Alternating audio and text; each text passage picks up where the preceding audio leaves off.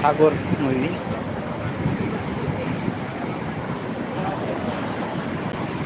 এই আরব সাগর নদীটা টাপিয়ে গেলে পড়বে শ্রীলঙ্কা। তো আপনারা দেখতে আরব সাগরে এসেছি এখন।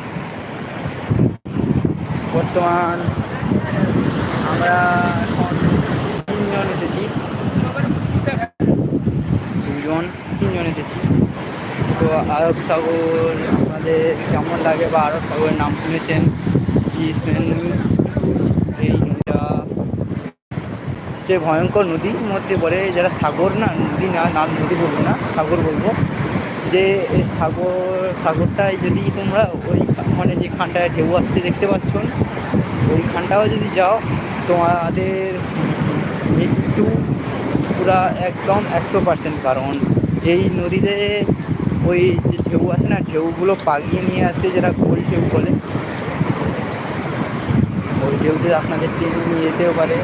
এখানে সবাই কত লোক আছে, কিন্তু এই জিনিসটা দেখার সৌভাগ্য কিছু কিছু লোকের আছে, যারা এই চোখে দেখতে পায়। আমরা এখন কাজের মাধ্যমে এসে এখন এখানে এই এত সুন্দর মানে জায়গাটাকে দেখতে পাচ্ছি।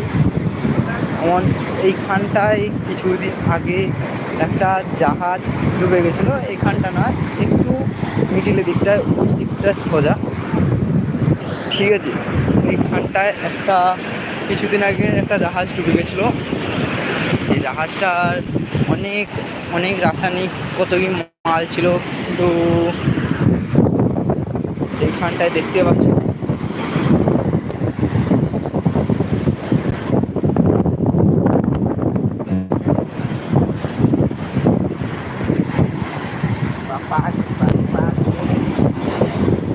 এখানে কত ট্রলার চলে,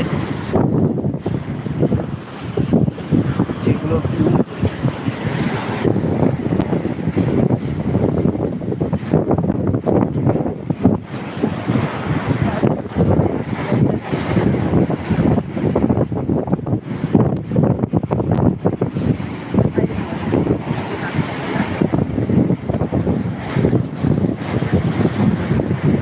আপনারা বলো এই ভিউটা আপনাদের কেমন লাগে?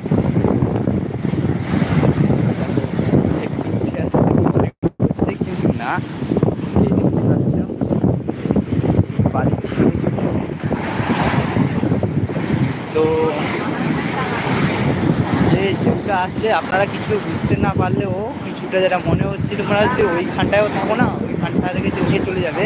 কিন্তু যাদের অভ্যেস আছে তারা কিন্তু, যারা মাছোয়ারি মানে যারা ট্রলার চালায়, তারা কিন্তু এখানে সার্ভাইভ করে নেবে। কারণ এখানে সব ট্রলার চলে না, বেশি ট্রলার চলে মাছ চাষ করার জন্য। মাছ অনেক ভালো করে সব কিছু দেখতে পাওয়া যায়, দেখতেই পাচ্ছেন।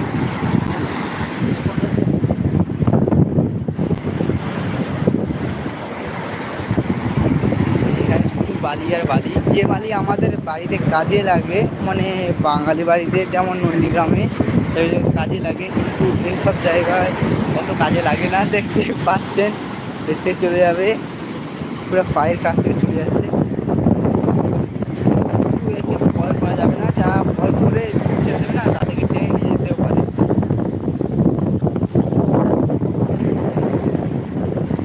কত সুন্দর দৃশ্য।